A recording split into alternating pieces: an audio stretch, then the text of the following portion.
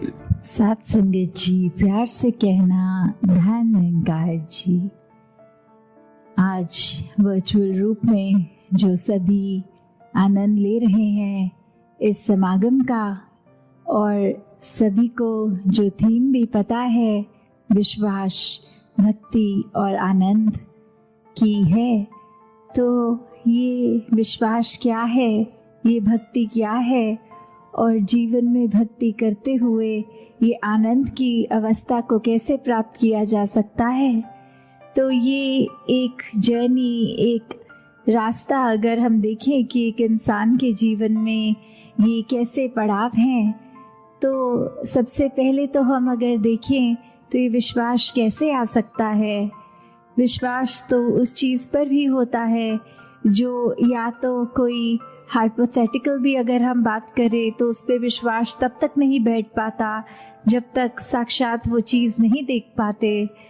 तो उसी तरह ये जो ब्रह्म ज्ञान है, तो ब्रह्म ज्ञान के ही जीवन में आने से ये विश्वास आना इस प्रभु परमात्मा पे, और ये भक्तिमय जीवन की यात्रा आनंद से जिए जाती है। जिस तरह एक हम उदाहरण भी देखें अगर, तो हम ये सुनते भी हैं अगर कि दो तरह के खाने होते हैं पदार्थ भोजन के, एक को जंक फूड की कैटेगरी बोलते हैं और एक को हेल्थ फूड की, कि ये जो हेल्थ फूड है इसने शरीर को तंदुरुस्त रखना है, बहुत ही पौष्टिक आहार है। और दूसरी तरफ जहाँ जंक फूड की बात होती है कि उसमें पोषण नहीं होता, वो सेहत को खराब करता है, उसमें जो गुण होते हैं वो इतने नहीं होते। तो किस तरह फिर हमारे को जब ये पता लग जाता है,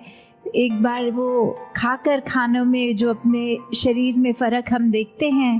तो किस तरह ये विश्वास बैठ जाता है कि हाँ ये हेल्थ फूड अच्छा है। फिर किस तरह हम बार बार वो इच्छा रखते हैं कि प्रतिदिन इस तरह से शरीर में वो पौष्टिक आहार ही जाए ताकि ताकत बनी रहे, स्वास्थ्य हमारा ठीक रहे, और फिर वही हम अपनी डाइट प्लान को भी उस तरह फॉलो करते हैं। तो ये विश्वास जब आ गया कि इस प्रकार का भोजन अच्छा है, फिर उस भोजन की भक्ति हो गई, उसको बार बार हम हर समय कोशिश यही कि उसके साथ हम जुड़े रहें उस भोजन के, और फिर ये जो बेनिफिट दिखता है शरीर पे, वो एक भक्ति करते हुए वो एक चाहे ग्रहण कर रहे हैं उस तरह का ही खाना, फिर ये कैसे आनंद की अवस्था वो हमें दिख रहा है रिजल्ट अपने शरीर पे। तो उस तरह ही देखिए अगर हम, तो ये विश्वास है, और विश्वास के साथ भक्ति के साथ ही आनंद की अवस्था इस जीवन में हम परमात्मा को प्राप्त करके कर सकते हैं। और अगर हम विश्वास शब्द को देखें तो इसमें अगर दो नज़रिए के साथ देख सकते हैं कि ये विश्वास हो गया कि पूरा भरोसा, और अगर इसको स्प्लिट करके अलग तरीके से देखें तो विष का वास, मतलब जहर, विष। तो वो हम अगर उस तरह देखें तो एक विश्वास और एक अंधविश्वास, तो कैसे हम अपने जीवन में एक उस तरह तो चले जहाँ विश्वास तो है, पर जब अंधविश्वास की बात आती है वहीं भ्रम होते हैं, वहीं डर होता है, वहीं इल्यूजन्स आ जाती हैं जीवन में। तो कैसे हमने वो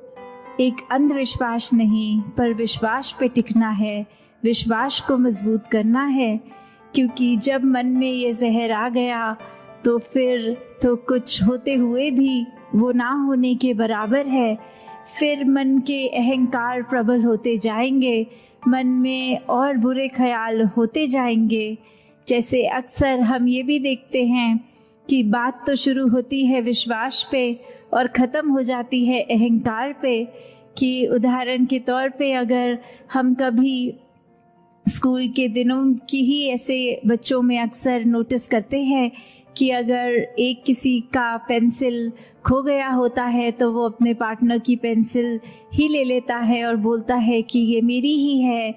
और फिर वो दूसरा बच्चा अगर एक एक्सप्लेन भी करे कि नहीं ये मेरी है, तो वो पहला स्टूडेंट इतने कॉन्फिडेंटली उसको अपनी ही मान के कि मेरे पेंसिल बॉक्स में थी अब नहीं है तो यही होगी, और फिर जब घर जाके देखता है तो अपने बैग के दूसरी जगह से अपनी ही पेंसिल मिल जाती है, तो उस समय तो वो विश्वास था कि ये दूसरे की नहीं मेरी है, और घर आके भी अगर देखा अपनी वस्तु जब मिल गई तो फिर ये अहंकार मन में आ गया कि अगले दिन स्कूल जाके किस तरह वो माफ़ी तो मांगी नहीं जाएगी। वो अहंकार ने इतना मन में गलत होने के बावजूद भी एक असर इस तरह छोड़ा कि अब अपने दोस्त के आगे जाके कैसे कह दें कि आप सही थे हम गलत थे। तो मन में अक्सर जहाँ विश्वास हो तो उसको उस तरह से ही मन में रखा जाए कि इसने हमारी एक अच्छी नियत का एहसास करते हुए, एक इंटेंशन जो साफ, एक प्योर हार्ट, उसके साथ परमात्मा पे जहाँ ये यकीन करना है, ये फेथ होना है, विश्वास होना है, वहीं ये पूरे ब्रह्मांड की हर चीज़ ये विश्वास पे ही टिकी है। और विश्वास ऐसा नहीं हो कि असल में तो कुछ और है, पर हम मन में कोई कल्पना दूसरी कर लें, ये आंख बंद करके असलियत से आंख चुरा कर कुछ और कर लें, तो फिर वो बात कि किस तरह अक्सर अगर हम ये अंधविश्वासों के ऊपर भी जाएं, उनको एनालाइज करें, तो सुपरस्टिशंस का ओरिजिन किस पर्पस से होता है और आज इंसान उसको किस तरफ ले गया, कि ये शुरुआत में बहुत ही लॉजिकल चीज़ें उनके कारण भी दिए गए कि इस वजह से ये चीज़ करनी है, और इंसान कारणों को भूलकर सिर्फ एक उसको नियम की तरह बनाकर ही चल रहा है बिना कारण जाने। और ऐसे ही हमारे जीवन में भी फिर बहुत वो बढ़ाव आते हैं जहाँ किसी चीज़ का करने का उद्देश्य पता नहीं, उसको करने चलते हैं, मन में विश्वास भी रखते हैं, और कब वो विश्वास फिर एक नेगेटिव तरह से हमारे ऊपर ही हावी हो जाता है। तो विश्वास जब आए इस परमात्मा पे तो भक्ति है। तो ये भक्ति भी अब क्या है, भक्ति कुछ ऐसी नहीं करनी कि पूरे ही आसपास के वातावरण, व्यक्ति या किसी और चीज़ से अपने आप को काट लेना है, कहीं अपने आप को कमरे में बंद करके अपने नेचर को सही करना है, अपनी लगन को पक्का करना है। ऐसी भक्ति अगर करेंगे तो वो तो कुछ समय तक ही हो पाएगी, पर भक्ति तो वो होनी चाहिए जो हर श्वास में होती है, और हर श्वास में भक्ति अगर है तो हमें अपनी लाइफ की एक्चुअल सिचुएशन से भागना नहीं है, वो तो जिस प्रकार की हैं उसमें रहते हुए भक्ति करनी है। और जब ये करना आ जाता है तो आनंद भी इस जीवन में साथ ही उतर जाता है।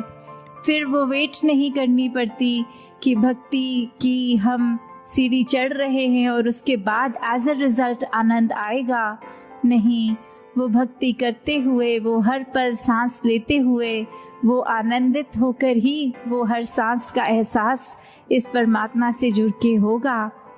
तो हमें कैसे अगर देखें भी कि एक विश्वास की बात जब आती है, अक्सर इंसानों में भी देखा जाए तो वो ओत प्रोत मामला होता है, सिर्फ एक तरफ से है विश्वास और दूसरी तरफ से नहीं। तो उससे भी एक ये पता लग जाता है कि अगर हम एग्जाम्पल देखें कि एक क्लास चल रही है, उस क्लास में टीचर हर स्टूडेंट को एक ही सबक एक जैसी एक्सप्लेनेशन के साथ समझाते हुए फिर भी जब कुछ समय बीतता है तो एक टेस्ट का टाइम आता है। और वो टेस्ट क्यों? वो टेस्ट इसी का प्रमाण, विश्वास का, कि जितनी शिद्दत से वो टीचर ने स्टूडेंट्स को पढ़ाया, क्या उसी तरह वो स्टूडेंट्स भी परीक्षा में पास हो रहे हैं? वो टीचर के ऊपर, जो टीचर ने स्टूडेंट्स पे विश्वास किया, वही सबक को एक सच्चाई मान के क्या स्टूडेंट्स भी वो रेसिप्रोकेट कर रहे हैं? और अगर इसको दूसरे नज़रिए से भी देखे जाएं तो शायद टीचर्स को पहले ही पता होता है कि कौन सा स्टूडेंट अच्छी तरह परफॉर्म करेगा और कौन नहीं करेगा। तो वहाँ बात ये विश्वास ना होने की भी आती है कि अगर विश्वास पता है एक किसी बालक पे नहीं है तो वो क्यों नहीं है, क्योंकि टीचर को हमेशा पता है वो क्लास में अटेंटिव नहीं है, वो अपनी असाइनमेंट्स ठीक समय पे सबमिट नहीं कर रहे, वो रुचि एक पढ़ाई की तरफ है ही नहीं। तो उससे एक एंटिसिपेशन एक टीचर की भी बन जाती है कि चाहे अपनी तरफ से तो एक जैसा एक समान ही हर एक को सबक दिया, पर कैसे हर एक ने उसको परसीव अपनी अपनी सहूलत से, अपनी अपनी इंटेंशन से, अपने एक क्षमता के अनुसार करा है। तो उसी प्रकार अगर हम ये देखें कि ये परमात्मा तो हमें इतना हर पल दयाल होके सब कुछ देता जा रहा है, हर पल में इतनी रहमतें हैं, तो हम उसको किस तरह वो रहमतों को अपने अंदर सोख कर रहे हैं, अपने अंदर वो बसने दे रहे हैं। दासी ने एक जगह कहीं पढ़ा कि एक कोट की तरह लिखा हुआ था कि एक भक्त की अरदास होती है शुक्राना और तुम्हारी शिकायत, कि अगर हम एक भक्त को देखें कि किस तरह भक्त ने तो हर श्वास में अगर अरदास भी करनी है परमात्मा से तो इस तरह ही करनी है कि जो है बहुत अच्छा है, बहुत अच्छा किया है।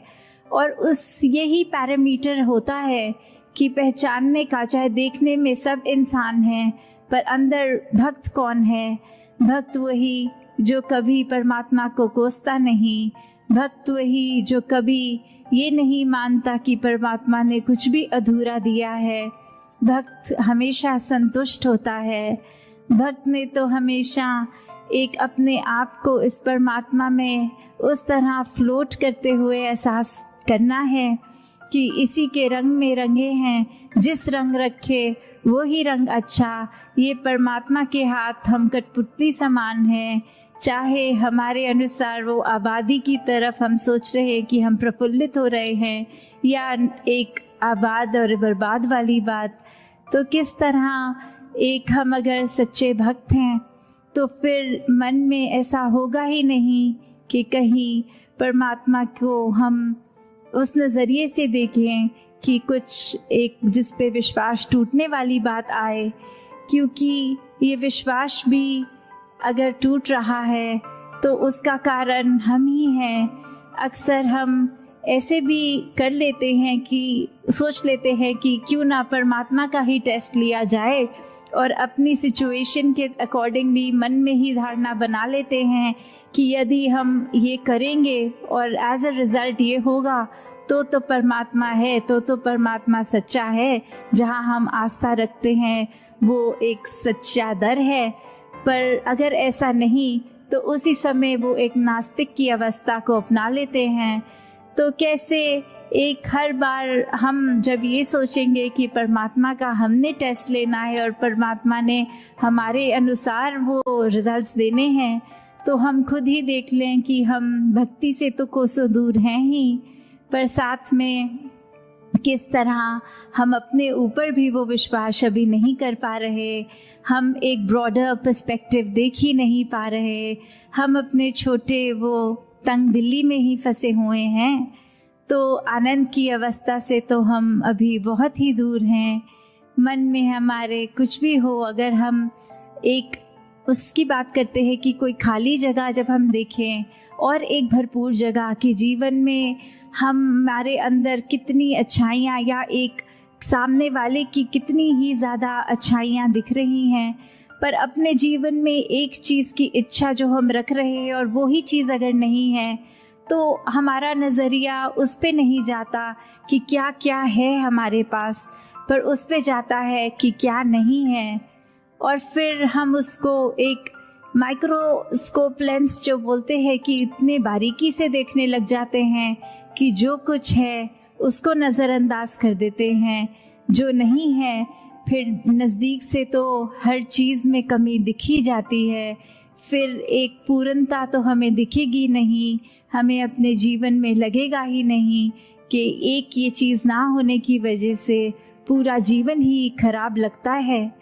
तो जहाँ अपनी हर वस्तु को जो दातार ने ये एक रहमत की तरह झोली में डाली है, अगर कुछ नहीं है तो उस पे ध्यान ना दें,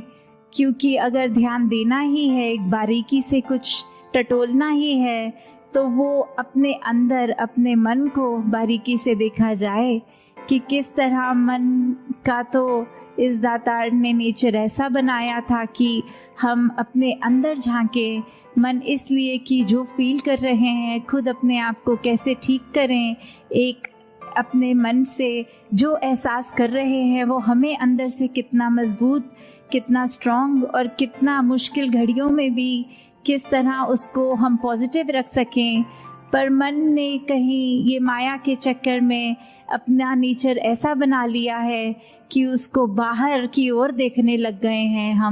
हम औरों की तरफ, हम कमियों की तरफ। तो जहाँ मन का काम अंतर का एक अपना हमें दृष्टिकोण, एक नज़रिया, हमारे अंदर क्या चल रहा है वो इंट्रोस्पेक्शन, उसके लिए काम आना था, पर वो हम दूसरों के लिए नफरत, निंदा और ऐसे अनेकों एक खराब सोच देकर मन में उससे हर दिन जब उपयोग कर रहे हैं मन का, तो फिर वो एक नेगेटिविटी की ओर, एक चंचलता, एक हर तरह का हम उसमें एक दोष डालते जा रहे हैं।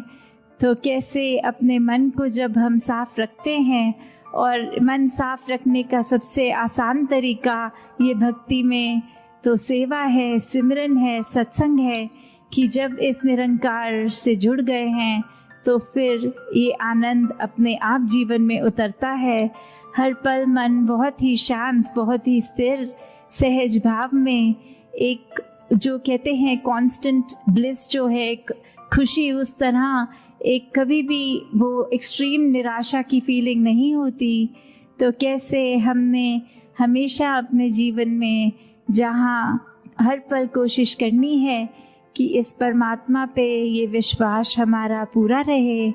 वहीं साथ ही साथ कैसे भक्ति को किया जाए और वाकई ही भक्ति क्या होती है उसको उसी नज़रिए से किया जाए। भक्ति सिर्फ नकल नहीं है कि हमने देखा है पुरातन कैसे करते थे उसको एक रिपीट करना, नहीं। भक्ति हर एक की एक इंडिविजुअल जर्नी है, कैसे हमने हर दिन अपने आप को उसमें और प्रबल करना है, कैसे हमने हर एक चीज़ से जुड़े होने के बावजूद वो डिटैच्ड अटैचमेंट की अवस्था कि कुछ है तो उसका तो मज़ा उस समय लेना है, कुछ नहीं तो फिर अपने मन को उदास नहीं करना। कैसे वो इच्छाएं होनी मन में तो लाजमी है, पर वो इच्छाओं की पूर्ति ना होने से मन को फिर एक पतन की ओर ले जाना, एक मन पे बहुत बड़े बोझ बना के रखने। तो भक्ति तो फिर समर्पित होकर ही हो सकती है। जब इच्छाएं इतनी आ जाती हैं तो फिर भक्ति उस समय मजबूत नहीं रह पाती। अगर इच्छाएं पूरी ना हो तो भी अपने आप को हम एक पक्का कर लें कि इसका ना होना में भी बेहतरी ही है, तो फिर ही वाकई ही एक असल रूप में इंसान आनंद का एहसास कर सकता है। तो दातार हर एक पे कृपा करे, जो हर एक की इस समय एक अरदास भी है कि किस तरह से सत्संग रूप जो एक इतनी वास्ट हम मनाते थे समागम पे, हर कोई अपने घरों से चलकर फिजिकली गैदर होता था, और अब चाहे वर्चुअल रूप में इस तरह कर रहे हैं, पर भाव तो सबके वही, ये लगन इस निराकार से सबकी वही। और आगे के लिए अरदास कि हर कोई संतों के साक्षात दर्शन करके एक दूसरे की चरण रज लेकर उस रूप में ही ये समागम का त्योहार जो हर्षोल्लास का होता है, ये कैसे एक रूह का संबंध निरंकार से हर पल होता तो है, पर जब समागम पे सब आके इकट्ठे होते हैं तो फिर वो एक अंदर की जो खुशी इतनी ज़्यादा प्रफुल्लित तो हर एक पे दातार यही कृपा करे, जहाँ हर कोई भक्ति भरा जीवन अपना एक स्ट्रॉन्ग करता जाए, वहीं फिर हर एक के लिए, संसार के लिए, सर्बत का भला, वो एक अरदास कि ये ह्यूमैनिटी एक साथ आगे बढ़े, एक सेल्फिश होके अपने आप को तंग दायरे में ना रखें, अपने मन में हमेशा अच्छे ख्याल रखें। तो दातार हर एक पे कृपा करे। साथ संगत जी, प्यार से कहना, धन निरंकार जी।